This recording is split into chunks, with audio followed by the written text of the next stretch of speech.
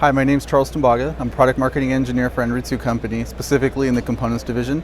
Today I'd like to talk about our new Extended K components. Before I start, I'd like to give a little bit of background.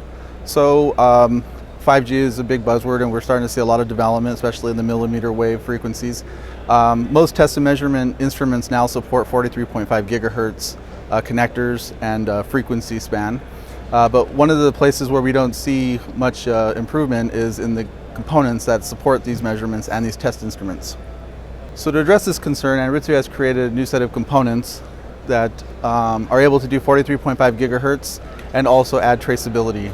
Now, to get 43.5 gigahertz components, we had to have very tight specifications on our pin depth and also the way we design these various components, meaning we take into account recession from outer connector to dielectric bead and even dielectric bead placement.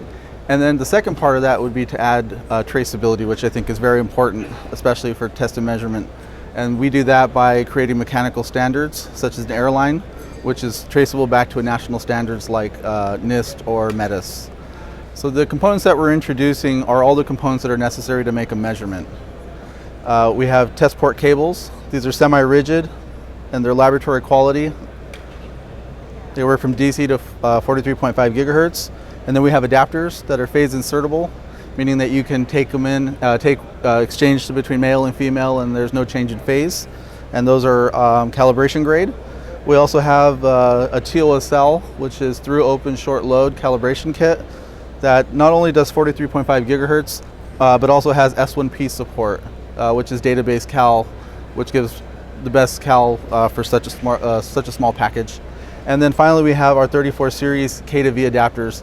Now the reason why we did K to V adapters is because any customer that buys an instrument that has a 2.4 millimeter connector may want to use their K version of their components, which is or also 2.92 millimeter, which is also commonly known as the K, to make measurements. And they would also need to be able to do 43.5 gigahertz with traceable mode-free performance.